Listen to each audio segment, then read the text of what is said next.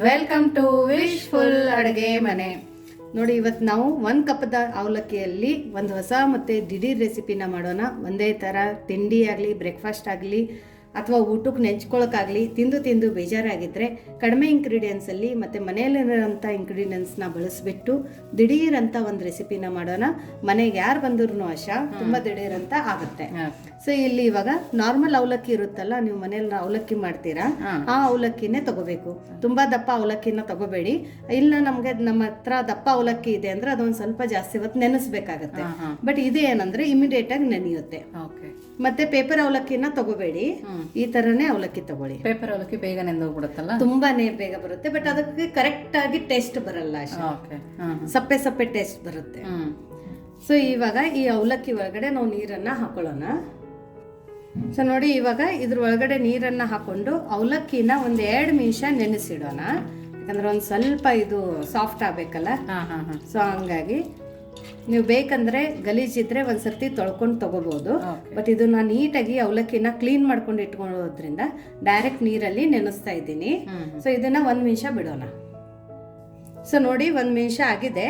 ಇವಾಗ ಜಾಸ್ತಿ ಹಿಂಡದೆ ನಾವು ಜಸ್ಟ್ ಹಿಂಗೆ ಲೈಟಾಗಿ ಪ್ರೆಸ್ ಮಾಡಿಬಿಟ್ಟು ಅವಲಕ್ಕಿನ ತಕ್ಕೊಳ್ಳೋಣ. ಇನ್ನೊಂದು ಬಾಣಲಿಯಲ್ಲಿ ಸ್ವಲ್ಪ ಅದ್ರಲ್ಲಿ ನೀರು ಇರಬೇಕು, ಸ್ವಲ್ಪ ನೀರು ಇರಬೇಕು. ಅದಕ್ಕೆ ಜಾಸ್ತಿ ಹಿಂಡ್ಕೋಬಾರ್ದು, ಜಸ್ಟ್ ಲೈಟಾಗಿ ಈ ಥರ. ಸೊ ಎಲ್ಲದನ್ನು ನಾವು ಇದೇ ಥರ ತಗೊಂಡು ಬರೋಣ. ನೋಡಿ, ಅವಲಕ್ಕಿ ಸ್ವಲ್ಪ ವಾಶ್ ಮಾಡ್ಕೊಂಡು ತೆಗೆದಿಟ್ಕೊಂಡಿದ್ವಲ್ಲ, ಅದೇ ನೀರಲ್ಲೇ ಚೆನ್ನಾಗಿ ನೆಂದಿರುತ್ತೆ. ಈ ಥರ ಸಾಫ್ಟ್ ಮಾಡ್ಕೊಬೇಕು. ನಾವು ಕೈಯಿಂದ ಕಿವಿಸ್ಬೇಕಲ್ಲ ಆಶಾ. ಹೌದು, ನೀವು ಹಿಟ್ಟನ್ನ ಯಾವ ತರ ಕಿಸ್ಕೋತೀರಾ, ಕಲಿಸ್ತೀರಾ, ಅದೇ ತರ ಇದನ್ನ ನೀಟಾಗಿ ಕಲಿಸ್ಕೋಬೇಕು. ಯಾಕಂದ್ರೆ ಇದು ಸಾಫ್ಟ್ ಆಗ್ಬೇಕಲ್ಲ. ಹೌದು, ತೀರಾ ಸಾಫ್ಟ್ ಆಗ್ಬೇಕು ಅಂತ ಜಾಸ್ತಿ ಹೊತ್ತು ನೆನ್ಸಂಗಿಲ್ಲಲ್ಲ. ಹೌದೌದು. ಸೊ ಅವಲಕ್ಕಿಯಿಂದನೂ ಆಶಾ ನಾವು ಬರೀ ಅವಲಕ್ಕಿನ ಒಗ್ಗರಣೆ ಹಾಕೊಂಡು ಅಥವಾ ಒಂಥರ ಸ್ನ್ಯಾಕ್ಸಕ್ಕೆ ಅಂತ ತಿಂತೀವಿ. ಸೊ ಅವಲಕ್ಕಿಯಿಂದ ಈ ತರನೂ ಒಂದು ರೆಸಿಪಿನ ನಾವು ಮಾಡಬಹುದು ಅಂತ ಇವತ್ತಿಗೆ ಎಲ್ಲರಿಗೂ ಗೊತ್ತಾಗಿರ್ಬೋದು. ಪ್ರತಿಭೆ ಪೇಪರ್ ಅವಲಕ್ಕಿ ಯೂಸ್ ಮಾಡ್ತೀಯ, ಚೂಡ ಮಾಡ್ತೀಯಲ್ಲ? ಹೌದು, ಅದನ್ನ ಯಾರಿಗಾರು ಬೇಕಿದ್ರೆ ಒಂದ್ಸರಿ ಮಾಡಿ ತೋರಿಸ್ಬೋದಲ್ವಾ? ಹೌದು, ಮಾಡಿ ತೋರಿಸ್ಬೋದು. ಸೊ ನಿಮ್ಗೆ ಪೇಪರ್ ಅವಲಕ್ಕಿದು ಉತ್ತರ ಕರ್ನಾಟಕ ಮತ್ತೆ ಮಹಾರಾಷ್ಟ್ರಲ್ಲಿ ಆಶಾ ಭಾರಿ ಫೇಮಸ್ ಪೇಪರ್ ಅವಲಕ್ಕಿ ಚೂಡ. ಹೌದು, ಪೇಪರ್ ಅವಲಕ್ಕಿ ಚೂಡ. ಅದಕ್ಕೆ ಮಹಾರಾಷ್ಟ್ರದಲ್ಲಿ ಪತ್ತಳ್ ಪೋಯೆ ಅಂತಾರೆ. ಸೊ ಆ ರೆಸಿಪಿ ನಿಮ್ಗೆ ಬೇಕಂದ್ರೆ ಅದು ಸ್ನ್ಯಾಕ್ಸ್ ಹೆಂಗಂದ್ರೆ ಆಶಾ ಒಂದ್ಸರ್ತಿ ಮಾಡಿ ನೀವು ತಿಂಗಳಾನ್ಗಟ್ಲೆನೂ ತಿನ್ಕೋಬಹುದು, ಏನೂ ಆಗಲ್ಲ. ಸೊ ಆ ರೆಸಿಪಿ ನಿಮ್ಗೆ ಬೇಕಂದ್ರೆ ಕಮೆಂಟ್ ಹಾಕಿ, ಆ ರೆಸಿಪಿನ ನಿಮ್ಗೆ ಮಾಡಿ ತೋರಿಸ್ತೀವಿ. ಇವಾಗ ಈ ಅವಲಕ್ಕಿ ಚೆನ್ನಾಗಿ ಸ್ಮ್ಯಾಶ್ ಆಗಿದೆ. ಇವಾಗ ಏನು ಹಾಕೋದು ಆಶಾ? ಪಾಲಕ್ ಸೊಪ್ಪು. ನೋಡಿ, ನಾನು ಒಂದು ಕಟ್ ಸೊಪ್ಪನ್ನ ತಗೊಂಡು ಸಣ್ಣದಾಗಿ ಕಟ್ ಮಾಡ್ಕೊಂಡಿದ್ದೀನಿ.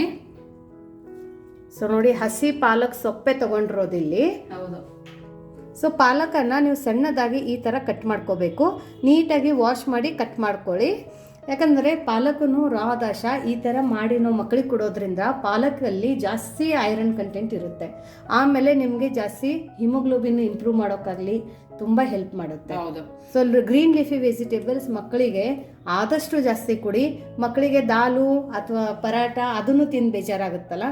ಸೊ ಇವತ್ತಿನ ಈ ರೆಸಿಪಿ ಪಾಲಕಿಂದ ಮಾಡಿದ್ದೀವಿ ಅಂತ ಮಕ್ಕಳಿಗೆ ಗೊತ್ತಾಗಲ್ಲ, ಮತ್ತು ಅವರಿಗೂ ಹೆಲ್ತ್ಗೆ ತುಂಬ ಒಳ್ಳೆಯದು.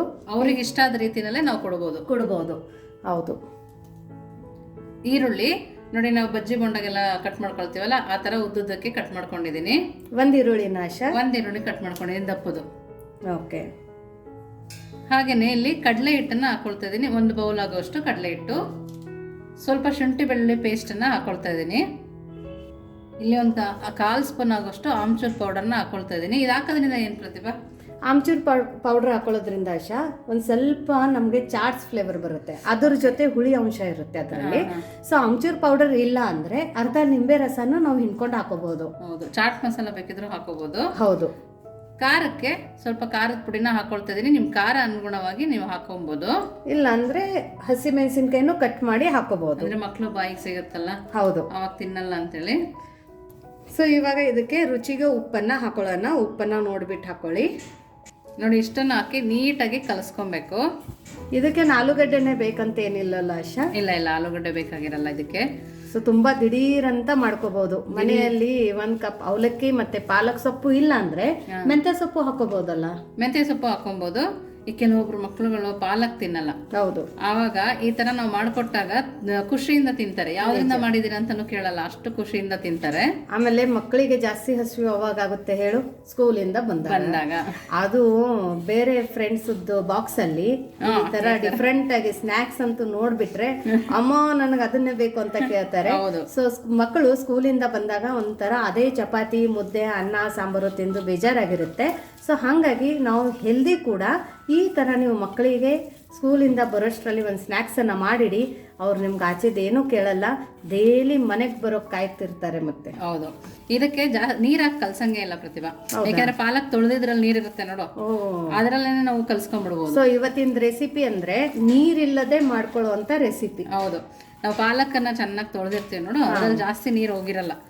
ಪಾಲಕಲ್ಲೂ ಸ್ವಲ್ಪ ನೀರಿನ ಹೌದು, ಪಾಲಕಲ್ಲಿನೂ ನೀರಿರುತ್ತೆ. ಉಪ್ಪು ಹಾಕೊಳ್ಳೋದ್ರಿಂದ ಈರುಳ್ಳಿ ಮತ್ತೆ ಪಾಲಕ್ ಒಳಗಡೆದು ನೀರನ್ನ ಬಿಟ್ಕೊಳ್ಳೋ. ಮತ್ತೆ ಅವಲಕ್ಕಿನೂ ಸ್ವಲ್ಪ ತೊಳೆದಿರ್ತೀವಲ್ಲ. ಹೌದು, ಅವಲಕ್ಕಿ ತೊಳೆದಿರ್ತೀವಿ.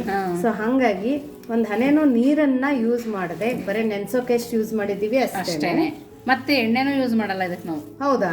ಸೊ ಎಣ್ಣೆ ನೀರು ಇಲ್ಲದೆ ಮಾಡ್ಕೊಳ್ಳುವಂತ ರೆಸಿಪಿನ ಹೌದು ಬರೀ ತೊಳೆಯೋಕೆ ಯೂಸ್ ಮಾಡ್ಕೊಂಡಿದೀವಿ, ಅವಲಕ್ಕಿ ತೊಳೆಯೋಕೆ ಪಾಲಕ್ ತೊಳೆಯೋಕೆ. ಹೌದು, ಜಾಸ್ತಿ ಎಣ್ಣೆನೂ ಬಳಸಲ್ಲ. ಇವಾಗ ಶುಗರ್ ಇರುತ್ತಲ್ಲ ಪ್ರತಿಭಾ, ಅವ್ರಿಗೆ ಕೂಡ ಮಾಡ್ಕೊಡ್ಬೋದು. ಸಂಜೆ ಟೈಮ್ ಹಸುವಾಗುತ್ತೆ ಯಾವಾಗ್ಲೂ ಅವ್ರಿಗೆ, ಅವ್ರಿಗೆ ಕೂಡ ಮಾಡ್ಕೊಡ್ಬೋದು. ನೋಡಿ ಈ ತರ ನಾವು ಕಲ್ಸ್ಕೊಂಡಿದೀವಿ. ನೆಕ್ಸ್ಟ್ ಏನ್ ಮಾಡೋದು ಅಂತ ನೋಡೋಣ ಬನ್ನಿ. ಸೊ ನೋಡಿ, ಕೈಗೆ ಒಂದ್ ಸ್ವಲ್ಪ ಎಣ್ಣೆನ ಒರೆಸ್ಕೊಂಡ್ಬಿಟ್ಟು ಇದ್ರದ್ದು ಸಣ್ಣದಾಗಿ ಕಟ್ಲೆಟ್ ಶೇಪಲ್ಲಿ ಮಾಡ್ಕೊಳ್ಳೋಣಲ್ಲ ಆಶಾ? ಹೌದು, ತುಂಬಾ ದಪ್ಪನೂ ಬೇಡ, ನೋಡೋಕು ತುಂಬಾ ದೊಡ್ಡದಾಗಿನೂ ಬೇಡ, ನೋಡೋಕ್ಕೂ ಚೆನ್ನಾಗಿರ್ಬೇಕು, ತಿನ್ನೋಕಂತೂ ಯಮ್ಮಿಯಾಗೇನೆ ಇರುತ್ತೆ.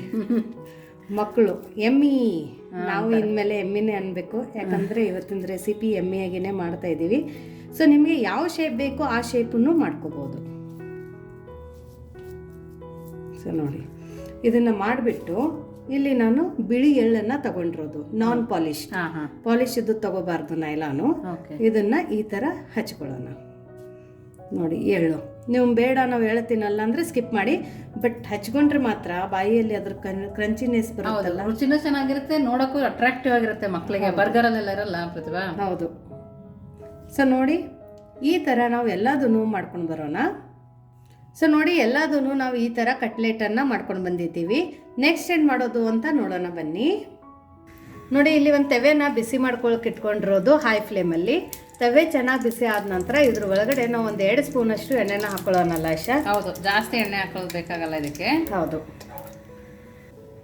ನೋಡಿ, ನಾವು ಮಾಡ್ಕೊಂಡವಲ್ಲ ಕಟ್ಲೆಟು, ಅದನ್ನು ಇಟ್ಕೊಳ್ತಾ ಇದ್ದೀನಿ. ನೀವು ಬೇಕಂದ್ರೆ ಡೀಪ್ ಫ್ರೈನು ಮಾಡ್ಬೋದಲ್ಲ ಆಶಾ? ಇದಕ್ಕೆ ಮಾಡ್ಬೋದು. ಬಟ್ ವೆಟ್ ಲಾಸ್ ಮಾಡೋರು ಮಕ್ಕಳಿಗೆ ಹೆಲ್ದಿ ಆಗಿರುತ್ತೆ ಅಂತ. ಹೌದು. ಮತ್ತೆ ಇನ್ನೊಂದಂದ್ರೆ ಆಶಾ, ನಮಗೆ ಕೆಮ್ಮು ನೆಗಡೆ ಜ್ವರ ಬಂದಾಗ ಏನಾದ್ರೂ ಈ ತರ ಬಾಯಿ ರುಚಿಗೆ ತಿನ್ಬೇಕನ್ಸುತ್ತೆ. ಆ ಟೈಮಲ್ಲಿ ನಾವು ಕರ್ದು ತಿನ್ನೋಕ್ಕಾಗಲ್ಲ. ಸೊ ಆ ಟೈಮಲ್ಲಿ ನಾವು ಈ ತರನ ಮಾಡ್ಕೊಂಡು ತಿನ್ಬೋದಲ್ಲ? ಹೌದು, ಈ ತರ ರುಚಿನೂ ಕೊಡುತ್ತೆ ಬಾಯಿಗೆ. ಹೌದು, ಹೆಲ್ದಿಯಾಗೂ ಇರುತ್ತೆ. ಹೌದು. ಇದ್ರ ಮೇಲ್ಗಡೆ 1 ಸ್ಪೂನ್ ಎಣ್ಣೆ ಹಾಕೊಳ್ತಾ ಇದ್ದೀನಿ ಪ್ರತಿಭಾ. ಓಕೆ. ಫ್ಲೇಮನ್ನು ಆಶಾ ಇವಾಗ ಈ ಕಟ್ಲೆಟ್ ಹಾಕೊಂಡ ನಂತರ ಮೀಡಿಯಂ ಫ್ಲೇಮ್ ಇಟ್ಕೋಬೇಕಲ್ಲ? ಹೌದು, ಮೀಡಿಯಂ ಫ್ಲೇಮ್ ಇಟ್ಕೊಬೇಕು. ತೀರಾ ಲೋ ಫ್ಲೇಮ್ ಇದ್ರೆ ಅದು ಒಂಥರ ಹಸಿ ಹಸಿ ತರ ಅನ್ಸುತ್ತೆ, ಬೇಯಲ್ಲ. ಹೈ ಫ್ಲೇಮ್ ಇದ್ರೆ ಬೇಗ ಹೊತ್ತೋಗುತ್ತೆ. ಓಕೆ. ಸೊ ಮೀಡಿಯಂ ಫ್ಲೇಮ್ ಅಲ್ಲಿ ಇಟ್ಕೊಂಡು ಮಾಡ್ಕೊಬೇಕು. ಸೊ ಅದರಿಂದ ಕ್ರಂಚಿನೆಸ್ ಬರುತ್ತೆ, ಕಲರ್ ಆಗಿದ್ರು ಚೆನ್ನಾಗಿ ಕಾಣಿಸುತ್ತೆ. ಸೊ ಇದನ್ನ ನಾವು ಮೀಡಿಯಂ ಫ್ಲೇಮಲ್ಲಿ 1-2 ನಿಮಿಷ ಬೇಯಿಸ್ಕೊಂಡು ಬರೋಣ. ನೋಡಿ, ಇವಾಗ ಇನ್ನೊಂದು ಸೈಡ್ ಕೂಡ ಬೇಯಿಸ್ಕೊಬೇಕು. ನೋಡಿ ಯಾವ ಥರ ಕಾಣಿಸ್ತದೆ. ಕಲರ್ ಅಂತೂ ತುಂಬ ಚೆನ್ನಾಗಿ ಬಂದಿದೆ ಆಶಾ. ಸೋಡಾ ಇಲ್ಲ, ಏನೂ ಇಲ್ಲ, ಮೊಸರು ಇಲ್ಲ, ಏನಿಲ್ಲ ಪ್ರತಿಭಾ. ಪಾಲಕ್ಕು ಕಡಲೆ ಹಿಟ್ಟು.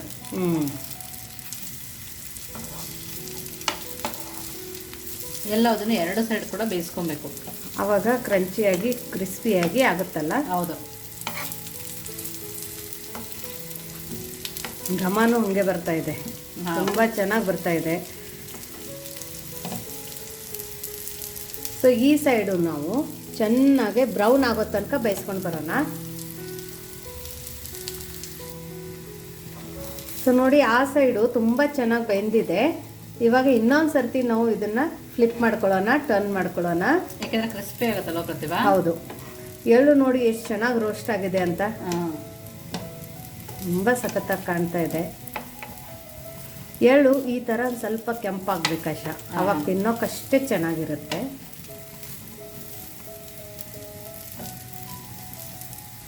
ನೋಡಿ ಇವಾಗ ಇದು ಮಾಡಿ ಎಲ್ಲ ರೆಡಿಯಾಗಿದೆ. ಇದನ್ನು ನಾವು ಇವಾಗ ಫ್ಲೇಮನ್ನು ಆಫ್ ಮಾಡ್ಕೊಳ್ಳೋಣ. ಫ್ಲೇಮನ್ನು ಆಫ್ ಮಾಡಿ ಇದನ್ನು ತಕ್ಕೊಂಡ್ಬಿಟ್ಟು ಯಾವ ಥರ ತಿನ್ನೋದು ಅಂತಲೂ ನೋಡೋಣಲ್ಲ ಆಶಾ. ಹೌದು. ಸೊ ಇದನ್ನು ಇವಾಗ ಎಲ್ಲದನ್ನು ತಕ್ಕೊಂಡು ಬರ್ತೀವಿ. ಸೊ ನೋಡಿ ನಮ್ಮದು ಬಿಸಿ ಬಿಸಿ ಅವಲಕ್ಕಿ ಕಟ್ಲೆಟ್, ಪಾಲಕ್ ಅವಲಕ್ಕಿ ಕಟ್ಲೆಟ್. ಹೌದು, ಎಷ್ಟು ಚೆನ್ನಾಗಾಗಿದೆ ಅಂತ. Healthy cutlet. ಹೆಲ್ದಿ ಕಟ್ಲೆಟ್ ನೋಡೋಕ್ಕೂ ಚೆನ್ನಾಗಿದೆ, ಕೈಯಲ್ಲಿ ಕ್ರಿಸ್ಪಿ ಇದೆ ಹಾಗೂ ಬಿಸಿನೂ ಇದೆ. ನೀವು ಯಾವ ಥರ ಬೇಕು ಆ ಥರ ಶೇಪಲ್ಲಿ ದಿಢೀರಂತ ಮಾಡ್ಕೋಬೋದು, ಅಷ್ಟು ಚೆನ್ನಾಗಾಗಿದೆ. ನೋಡಿ ಈ ಅವಲಕ್ಕಿ ಕಟ್ಲೆಟ್ ಜೊತೆ ಇಲ್ಲಿ ನಾನು ಕೆಚಪನ್ನು ತಗೊಂಡಿದ್ದೀನಿ. ನೀವು ಬೇಕಂದರೆ ಪುದೀನ ಚಟ್ನಿ ಕೂಡ ತಗೋಬಹುದು. ಇಲ್ಲ ಮಕ್ಕಳು ಮ್ಯಾವನೀಸ್ ಇಷ್ಟಪಡ್ತಾರೆ, ಮ್ಯಾವನೀಸ್ ಕೂಡ ತಗೋಬಹುದು.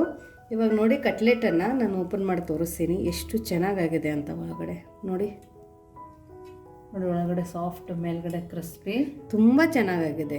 ತುಂಬ ಅಂದರೆ ತುಂಬ ಚೆನ್ನಾಗಿ ಬಂದಿದೆ. ಸೋಡಾ, ಈನೋ, ಮೊಸರು ಯಾವುದೂ ಬಳಸದೆ ಮಾಡ್ಕೊಂಡಿರುವಂಥ ಈ ರೆಸಿಪಿ, ನೀರು ಇಲ್ಲದೆ ಯೂಸ್ ಮಾಡ್ಕೊಂಡಿರುವಂಥ ರೆಸಿಪಿ. ಅದ್ರ ಜೊತೆ ಕಡಿಮೆ ಎಣ್ಣೆಯಲ್ಲಿ, ಕಡಿಮೆ ಎಣ್ಣೆ, ಒಂದು 2-3 ಸ್ಪೂನ್ ಎಣ್ಣೆ ಒಳಗಡೆ ಮಾಡ್ಕೊಳ್ಳೋದು. ಹೌದು ನೋಡಿ ಆಶಾ, ತುಂಬಾನೇ ಟೇಸ್ಟಿ ಆಗಿದೆ ಪ್ರತಿಭಾ. ಪಾಲಕಿಂದ ಮಾಡಿದೀವಿ ಅಂತಾನೆ ಅನಿಸ್ತಿಲ್ಲ. ಹೌದಾ? ನೋಡಿ, ಬಾಯಿಯೆಲ್ಲ ಕ್ರಂಚಿನೆಸ್ಸು ಮೇನ್ ಅಂದರೆ ಆಶಾ, ಇದು ಎಳೆ ಸಿಗ್ತಾ ಇದೆ ಅಲ್ಲ ಬಾಯಲ್ಲಿ. ಹೌದು, ತುಂಬ ಅಂದರೆ ತುಂಬ ಸಖತ್ತಾಗಿ ಟೇಸ್ಟ್ ಕೊಡ್ತಾ ಇದೆ. ಸೊ ನೀವು ಎಳ್ಳನ್ನು ಸ್ಕಿಪ್ ಮಾಡಬೇಡಿ, ಎಳ್ಳನ್ನು ಹಾಕಿ ಮಾಡಿ, ತುಂಬ ಸಖತ್ ಟೇಸ್ಟ್ ಕೊಡ್ತಾ ಇದೆ. ಒಂಥರ ಡಿಫ್ರೆಂಟ್ ಆಗಿ ಅಥೆಂಟಿಕ್ ಆಗಿ ಮಾಡ್ಕೊಳ್ಳುವಂಥ ಈ ರೆಸಿಪಿ. ಈರುಳ್ಳಿನೂ ಅದೇ ಥರ ಕಟ್ ಮಾಡ್ಬೇಕು ಪ್ರತಿಭಾ, ಉದ್ದಕ್ಕೇನೆ, ಅವಾಗಲೇ ಅದು ಟೇಸ್ಟ್ ಚೆನ್ನಾಗಿ ಬರುತ್ತೆ. ಅದು ತುಂಬ ಚೆನ್ನಾಗಿ ಬಾಯಲ್ಲಿ ಆ ಕ್ರಂಚಿನೆಸ್ಸು, ಆ ಸಾಫ್ಟ್ನೆಸ್ಸು ತುಂಬ ಸಖತ್ತಾಗಿದೆ. ಒಂದು ಸರ್ತಿ ಮಾಡಿ ಮಕ್ಕಳು ಬೆಳಗ್ಗೆ ಬ್ರೇಕ್ಫಾಸ್ಟಕ್ಕೆ, ಲಂಚ್ ಬಾಕ್ಸಿಗೂ ತೊಗೊಂಡು ಹೋಗ್ತಾರೆ. ಅಷ್ಟು ಒಳ್ಳೆ ರೆಸಿಪಿ, ಅಷ್ಟು ಹೆಲ್ದಿ ರೆಸಿಪಿ, ಕಡಿಮೆ ಟೈಮಲ್ಲಿ ಮಾಡ್ಕೊಳ್ಳೋಂಥ ರೆಸಿಪಿ. ಸೊ ನಿಮಗೆ ಇವತ್ತಿನ ಈ ಅವಲಕ್ಕಿ ರೆಸಿಪಿ ಹೇಗೆ ಅನ್ನಿಸ್ತು ಅಂತ ಕಮೆಂಟ್ ಮೂಲಕ ತಿಳಿಸೋದನ್ನು ಮರಿಬೇಡಿ. ಮತ್ತು ಮನೆಯಲ್ಲಿ 1 ಕಟ್ ಪಾಲಕ್ಕಿದ್ರೆ ಈ ಥರ ರೆಸಿಪಿ ಗ್ಯಾರಂಟಿಯಾಗಿ ಮಾಡಿ, ಆಮೇಲೆ ಕಮೆಂಟ್ ಮೂಲಕ ನಮಗೆ ತಿಳಿಸಿ ನಿಮ್ಮದು ಈ ರೆಸಿಪಿ ಯಾವ ಥರ ಬಂತು ಅಂತ. ಅಥವಾ ನೀವು ಈ ರೆಸಿಪಿನ ಇನ್ನೊಂದು ಥರ ಮಾಡ್ತಾಯಿದ್ರೆ ಅದನ್ನು ಕೂಡ ಕಮೆಂಟ್ ಮೂಲಕ ತಿಳಿಸಿ, ನಾವು ಆ ರೆಸಿಪಿ ಕೂಡ ಟ್ರೈ ಮಾಡಿ ನೋಡ್ತೀವಿ. ಸೊ ಮತ್ತೆ ಸಿಗೋಣ ಇದೇ ಥರ ಹೊಸ ಹೊಸ ರೆಸಿಪಿ ಜೊತೆ. ವಿಶ್ ಫುಲ್ ಅಡುಗೆ ಮನೆಯಲ್ಲಿ. ಇನ್ನೂ ನಮ್ಮ ಚಾನೆಲ್ನ ಸಬ್ಸ್ಕ್ರೈಬ್ ಮಾಡಿಲ್ಲ ಅಂದರೆ ಸಬ್ಸ್ಕ್ರೈಬ್ ಮಾಡಿ, ಲೈಕ್ ಮಾಡಿ, ಆದಷ್ಟು ಶೇರ್ ಮಾಡಿ. Thank you.